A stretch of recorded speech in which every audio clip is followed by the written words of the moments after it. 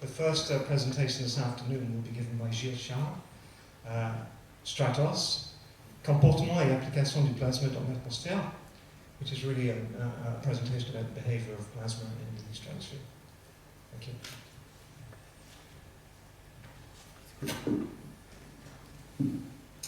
Good evening, ladies and gentlemen, dear chairman.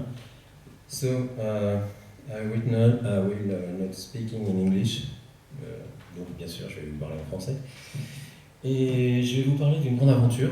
Donc effectivement je fais partie du groupe Suricat, un grand groupe qui a été réuni par notre président ici présent, donc monsieur Di Stéphane, et tout sa petite troupe autour. Bon, je ne vais pas les nommer mais ils se reconnaissent. Donc on a voulu mener à bien 2 expériences basées sur le plasma. Vous allez dire quel est le fil conducteur entre la foudre, puis ce que vous voyez, les belles aurores polaires, eh bien c'est le 4e état de la matière. Alors on a voulu étudier son comportement, analyser. Alors une analyse non intrusive, comme vous connaissez tous, la spectroscopie, et éventuellement quelques petites applications que j'ai menées personnellement. Alors allons-y.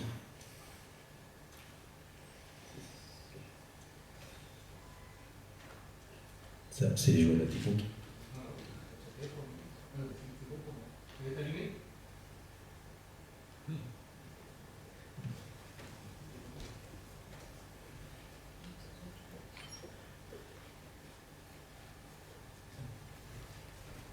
Sorry. Donc, comme je le disais, je fais partie des réseaux d'observateurs du ciel et de l'espace. Donc, moi, la majeure partie du temps, en fait, je fais partie de la, on va dire, division laboratoire. On pourrait l'appeler comme ça, parce qu'en fait, vu la transversalité, de nos actions, les veillées, les web radios et tout, nous, on est beaucoup plus du côté, avec notre petit génie, Antoine Perreux, du côté recherche et développement, analyse et expérimentation. Développement éventuellement bien sûr de stations, et entre autres, moi je fais la recherche et développement sur des phénomènes peut-être liés à ce qu'on appelle des phénomènes non connus en atmosphère, en haute atmosphère. Bon, alors, on s'est axé sur le plasma, mais on pourrait très bien s'axer sur autre chose. Voilà. Alors, le ballon sonde, en fait, est en fait utilisé depuis très longtemps. C'est un vecteur en fait, d'expérience, possible aussi bien pour les universitaires que pour les météorologues, bien sûr. En premier lieu, ils étaient utilisés pour ça, d'ailleurs. Pourquoi? Parce que c'est une méthode d'utilisation in situ, c'est-à-dire dans l'atmosphère, de prélever des paramètres comme la pression atmosphérique, l'hygrométrie, la température, en fait, la vitesse du vent et bien d'autres paramètres. Pour nous, c'était tout simplement le moyen d'envoyer en fait une expérience depuis la troposphère jusque dans la stratosphère, une expérience sur l'arc électrique, donc l'évolution, voir son évolution depuis son canal unique, ionisé, jusqu'à son côté plasma diffus, où on en voit justement de jolies couleurs, mais à part ces jolies couleurs, il faut les étudier, les analyser. Et donc là, voilà, c'était mon but, c'était de créer, imaginer une nacelle au départ qui allait envoyer ce plasma et l'étudier. Donc au départ, on a beaucoup travaillé sur l'étude, donc on avait un cahier des charges assez important. La DGAC nous imposait beaucoup de choses, entre autres, il fallait demander au moins facilement 6 mois à l'avance l'autorisation, et dans quel but et pourquoi. Il faut aussi savoir que nous sommes tributaires d'une certaine masse embarquée, c'est-à-dire la charge utile. La charge utile, ici, ce que vous voyez, donc en fait, voilà, c'est la nacelle, la chaîne de télémétrie, la télémesure. Ici, vous avez un octaèdre, qui est en fait le radar passif, qui vous permet d'être éco-localisé depuis les couloirs aériens. Le parachute, parce que, bon, éventuellement, il faudrait récupérer son expérience intacte. Voilà. Et puis le ballon. Le ballon, donc, c'est un revêtement, en fait, en latex, assez fin, assez fine, rempli d'hélium, tout simplement, du fait de la densité, la poussée d'Archimède, et la suite, vous la connaissez, Eureka. Alors, ensuite, je vous ai parlé du réflecteur à radar. Dans notre expérience, nous avons embarqué un GPS GSM, quadribande. C'est tout simplement un petit GPS qui est vendu dans le commerce, et qui nous permet, par localisation, il envoie en fait une suite de SMS toutes les 6 secondes, qui nous donne la longitude, la latitude, l'heure, minute, seconde, et sur différents téléphones possibles. Et on peut reporter justement ces points sur Google Earth, et qui nous permettait de savoir, en fait, en direct, de savoir où il était. Voilà. Le projet Stratos, en fait, c'est effectivement pour tous ceux qui font partie de notre groupe, c'était un événement, d'accord, mais c'était surtout pour les passionnés quoi, du ciel et de l'espace, de lancer quoi, une opération de promotion, pour nous au départ, de notre emblème qui est effectivement The Meerkat, le suricate, et en même temps, de l'autre côté, d'étudier, ou plutôt d'analyser simplement son comportement par le biais d'une caméra haute définition, d'une décharge électrique. Alors, bon, je vais reprendre en fait ce que je fais, parce qu'en fait mon métier, voilà, je vais vous l'avouer, c'est technicien en physique. Je travaille pour l'Université d'Orléans. C'est la diffusion de la culture scientifique et en fait, voilà, auprès du groupe, c'est ce que je fais le plus souvent, c'est que je diffuse la culture scientifique par le biais d'explications. Voilà, par exemple, voilà, je dis que l'abondance du plasma dans notre univers, c'est 99%, entre autres. Quand vous savez qu'en astrophysique, la matière interstellaire, comme nos étoiles, eh bien, ce sont du plasma, c'est du plasma. Le vent solaire, pareil. Bon, le vent solaire, c'est grâce à notre magnétosphère que d'ailleurs on n'en baigne pas parce qu'on en mourrait sûrement, on ne peut pas vivre avec ces particules ionisées. Les aurores polaires, elles sont dues à ça. Les particules chargées émanant justement de matière coronale lors de projection de vent solaire, elles s'enroulent autour quoi, des lignes de champ magnétique de la Terre. Pour vous, en fait, je vous apprends rien, mais voilà ce que je dis en fait au suricate. La foudre, alors la foudre, bien sûr, un champ électrique entre Terre et nuages, qui amène à un champ disruptif, c'est-à-dire un claquage dans l'air, un effet de pointe, décharge, détonation, en fait dilatation de l'air brutalement, puis ensuite vous avez l'onde de choc qui fait l'orage, le boom de l'éclair. Alors sur Terre, quels sont les plasmas que nous pouvons rencontrer? Les plasmas dits artificiels, bien sûr. Alors nous avons les lasers. Laser, c'est une émission de lumière stimulée, bon, dans un capillaire, ça vous le savez tous. Bon, alors le laser est utilisé dans beaucoup de domaines à l'heure actuelle, aussi bien en méthode non intrusive de mesure que dans le domaine de la vie courante, domestique, y compris vos lecteurs de DVD, Blu-ray et autres. Nous avons les sources de lumière, les candélabres de rue. Alors là, entre autres, je me suis amusé avec un réseau de diffraction sur une lampe à vapeur de mercure, une lampe à décharge. La dépollution, donc ça c'est un des domaines de recherche dans lequel je travaille en tant que technicien, c'est-à-dire que j'élabore et je construis des générateurs haute tension. Dépollution, c'est-à-dire qu'on brise les liaisons toxiques de certains effluents. En fait, voilà, je ne pourrais pas vous en dire plus parce que je suis tenu par le secret du laboratoire, mais en fait, c'est pas grand-chose. En industrie, nous avons les découpes plasma, donc, qui peuvent atteindre entre 10 000 et 15 000 degrés Kelvin. Donc, dans le domaine spatial, la propulsion ionique, c'est quoi? C'est tout simplement quoi? Des ions accélérés, hein, c'est une source de champ électrique très importante sur une grille.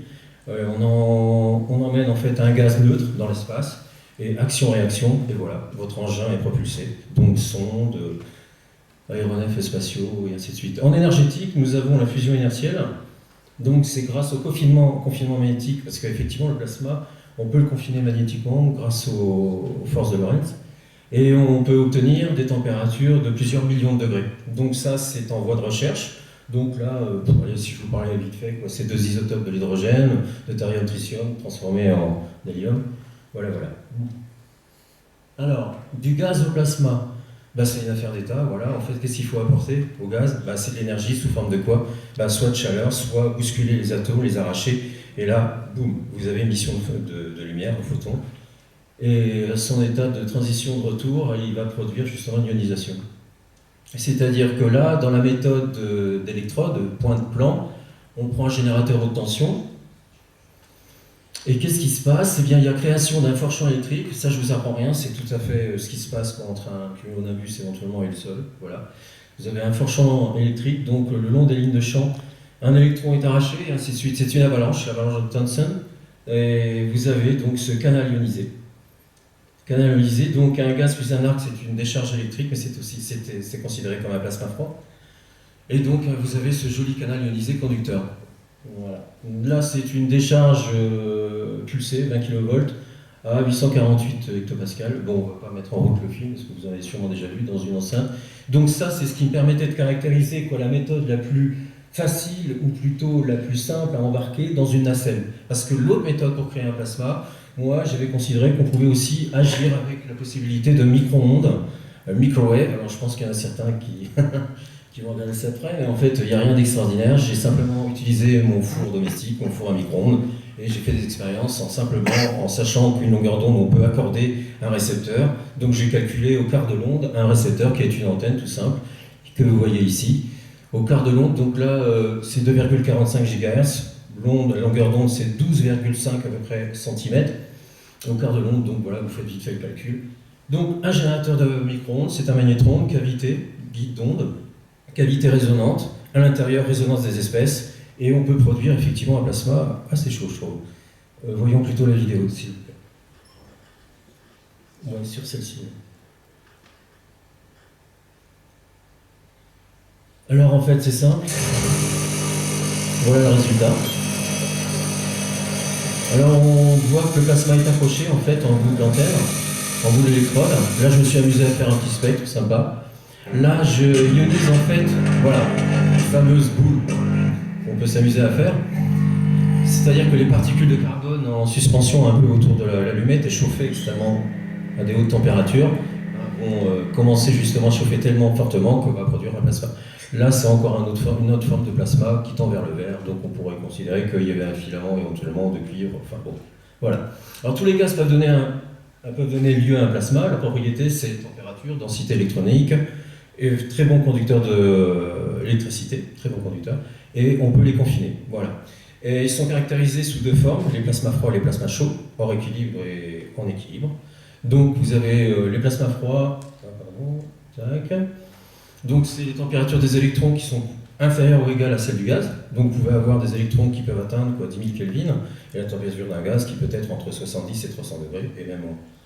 Enfin bon, l'utilisation c'est en chimie, plasma chimie, c'est-à-dire qu'on peut l'utiliser sous forme de DBD, de streamer, ce qu'on appelle l'effet couronne, pour traiter une surface, pour la rendre beaucoup plus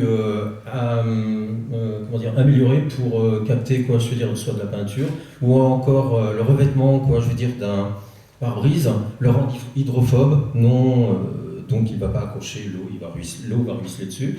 Donc c'est une des formes, et surtout le côté germicide des plasmas froids, très intéressant dans la stérilisation. Les plasmas chauds, donc en équilibre, on va dire thermodynamique, entre guillemets, où la température des électrons est à peu près égale à celle du gaz. Et donc là, on est dans le domaine des plasmas de fusion, les étoiles, d'où justement une source d'enthalpie assez importante, les couples, les fours et ainsi de suite. Alors la nacelle, comptant nos expériences, on a emmené une chaîne de mesure quand même, donc à l'intérieur, on a emmené un capteur de pression qui était étalonné justement à pression atmosphérique et qui était converti en tension par le biais d'un microcontrôleur Arduino, voilà.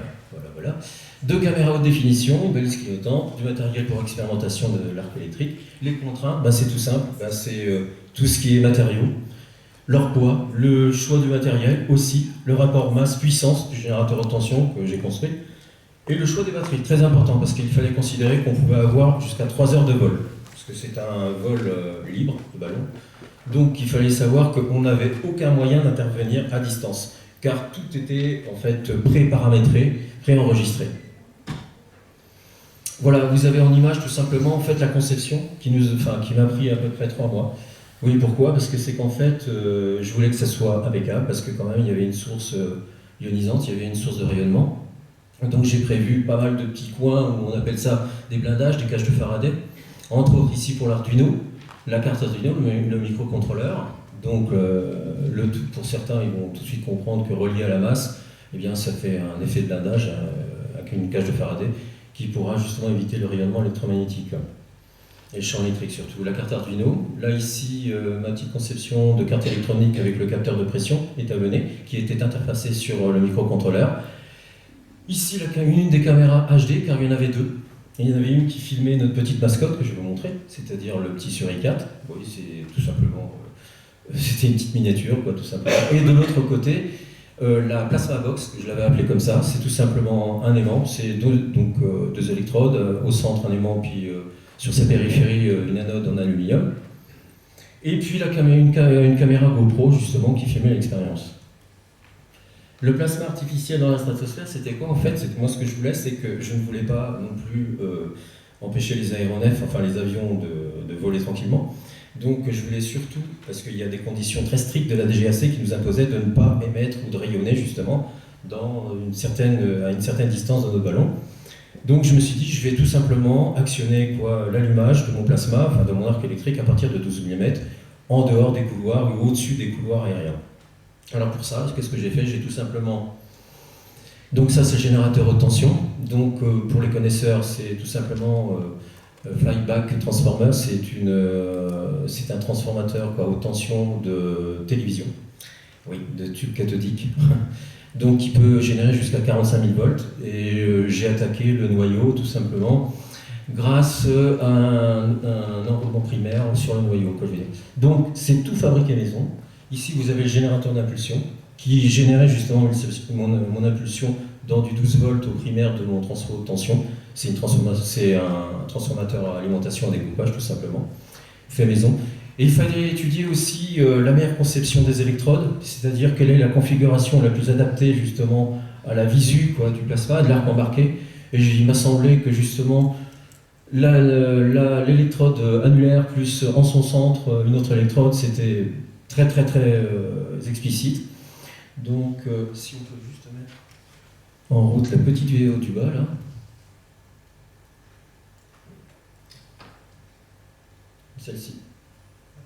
Celle-ci au centre.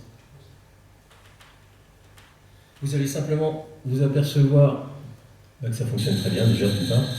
Voilà, le plasma diffus, pourquoi? Parce que voilà, au départ en fait, voilà ce qu'on a. On a d'abord l'arc électrique, ensuite la pression descend, c'est-à-dire qu'on monte en altitude, et bien les électrons sont de plus en plus libres.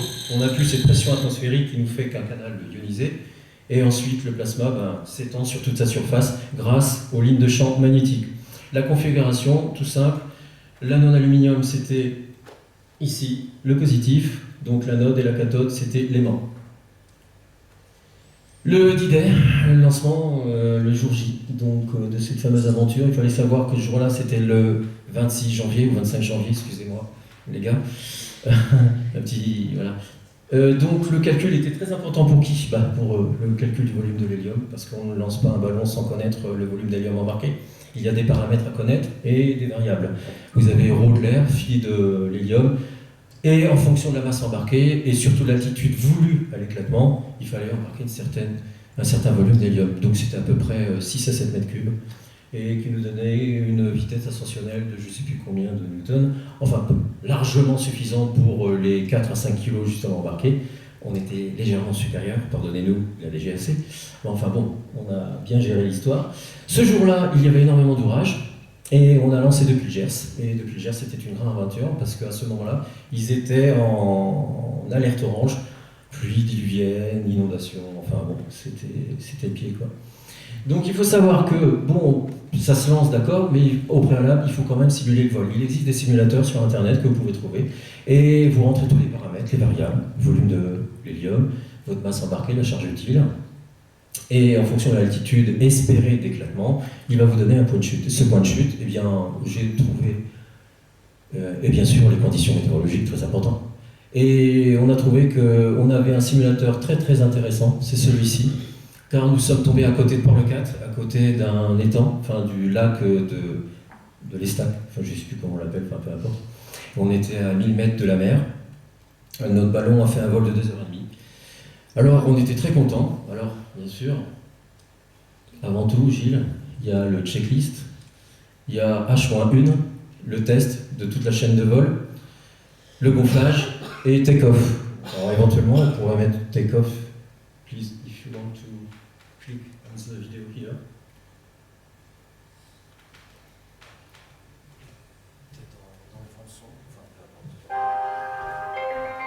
Sorry for the music, but j'ai pas tout fait comment. Alors voilà, le son là, ici.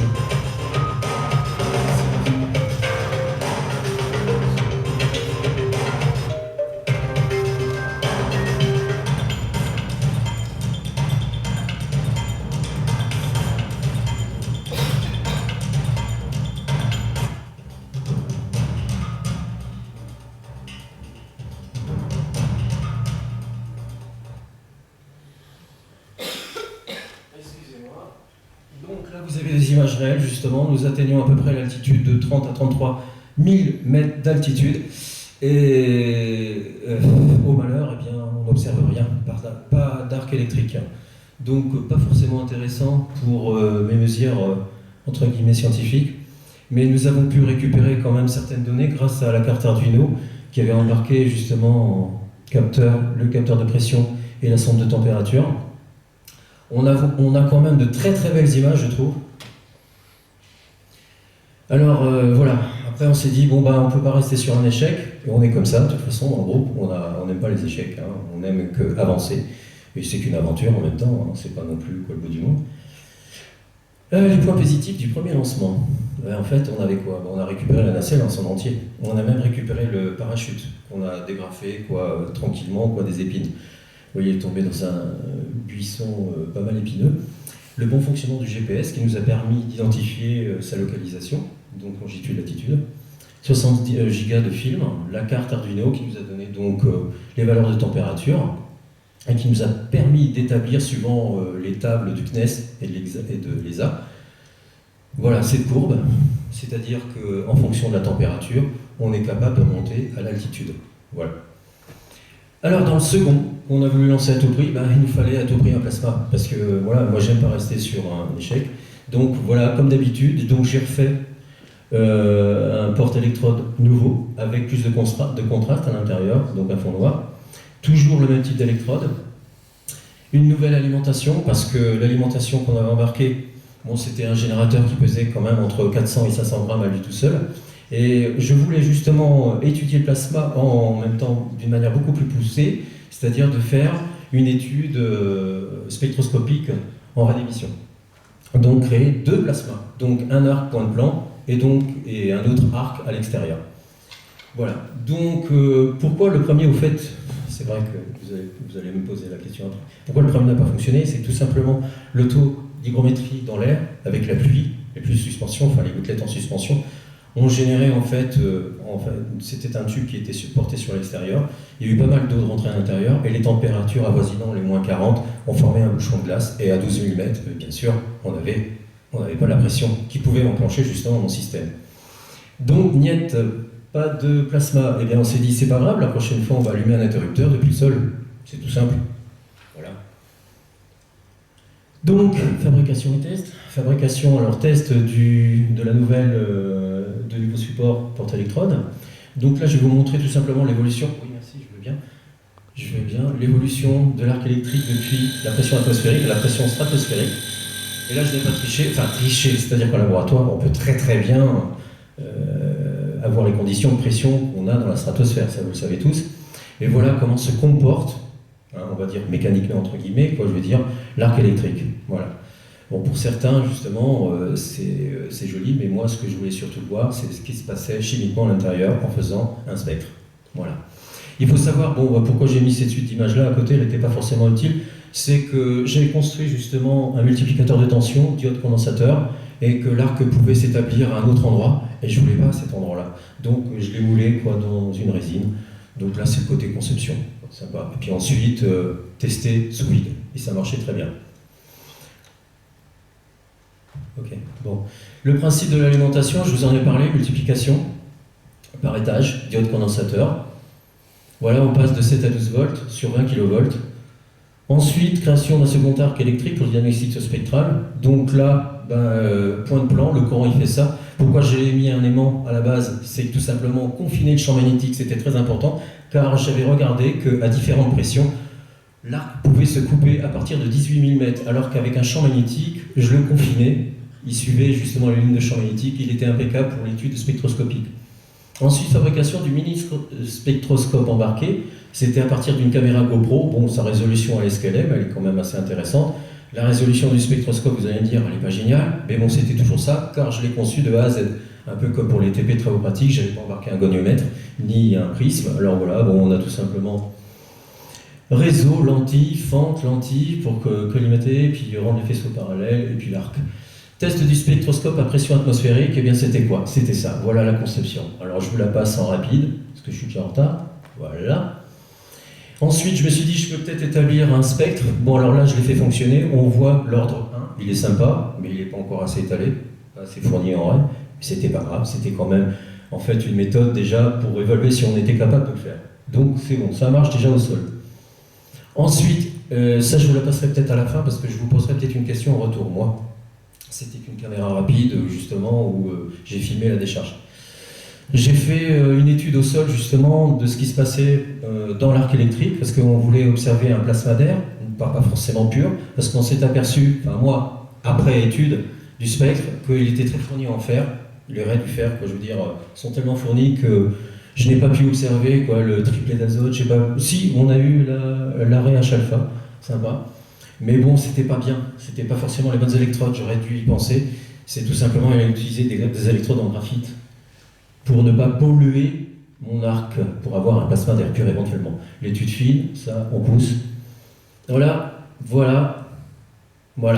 sympa, je suis content. On a eu notre arc électrique, on a eu notre plasma. Et voilà ce qui se passait dans le monochromateur à l'intérieur. Voilà l'évolution. Ensuite, eh bien, on avait aussi une carte que j'ai appelée ISS, car ce sont des techniciens issus de la NASA qui ont conçu cette carte qui a été réalisée pour la station ISS, vendue, mais plus vendue maintenant sur le sol français, peu importe, elle était valable jusqu'à 80 000 mètres d'altitude, capable de nous donner plusieurs valeurs, température, pression, azimut, et j'en passe. Donc grâce à ça, j'ai pu établir mes courbes. On a vu qu'on a fait à peu près 2h15 de vol pour 32 000 mètres d'altitude. Les températures, on est descendu à moins 49 en descendant, oui. Encore un bel arc électrique. Les applications, on peut aller très très loin sur la furtivité, le bang. En fait, moi je ne vais pas vous parler de tout ça. Je vais passer tout de suite à ce qu'on est en train de faire en ce moment. Vous me poserez les questions sur les précédentes diapos si vous voulez. Je suis en retard, désolé.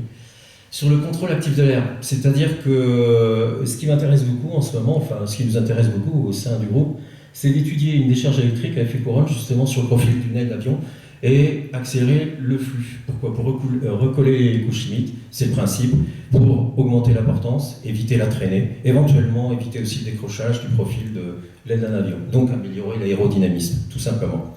Peut-être dans le futur aussi construire une aile radiocommandée qui serait peut-être lancée depuis la stratosphère et récupérée ensuite. Mais simplement pour étudier la portance là, c'est tout. Mais il n'est pas dit qu'on relancera d'autres ballons stratosphériques pour étudier encore nos plasmas là-haut.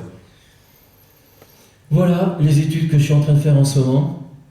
Donc un profil d'aile, NACA, sur lequel j'ai apposé justement des électrodes, des couples d'électrodes, donc qui vont décharger justement, et donc il va y avoir un contrôle du flux par quantité de mouvement. En fait, c'est la pression des ions, c'est tout simplement aux ions. Oui, tout simplement, c'est un vent ionique, un vent électrique, très connu. Donc voilà. Les deux sur le bord d'attaque de l'extrado de l'aile, nous avons deux qui vont conférer au fluide une accélération très brutale. Et ensuite, j'ai voulu pousser l'étude sur des électrodes segmentées qu'on pourrait déphaser pour le contrôle un peu plus précis. Et voilà ce que ça donne. Alors bien sûr, hein, ça c'est pas en réel. Ce qui est en réel, bon voilà, similitude avec le lifter, je passe, la propulsion électrostatique, joli. Voilà ce qui se passe réellement sur l'étude. L'actionneur plasma actuateur, c'est-à-dire, vous voyez, là, ici, vous voyez quand ça marche. Ici, vous voyez le flux, là, donc, où il n'y a aucune accélération. Et lorsque je mets en route les actionneurs plasma, ici, en forme de DBD, nous voyons bien les couches limites se recoller. Voilà. Et pour terminer, ben voilà, on va juste regarder la vidéo, 2 secondes, ça dure 2 secondes.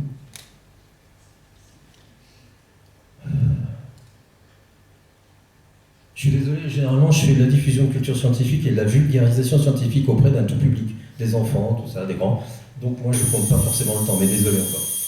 Donc là l'accélération est maximale sur les deux électrons dont je vous ai parlé sur le bord d'attaque. Et ensuite je jouais sur la fréquence, sur les secondes, là vous allez voir, et on peut jouer avec des déphasages oméga T qui permet de contrôler succinctement et très tranquillement justement l'accélération du flux. Mais ça c'est très connu. Voilà, donc une décharge effet couronne. Voilà. Voilà, the Mercalzo operation. Thank you for your attention.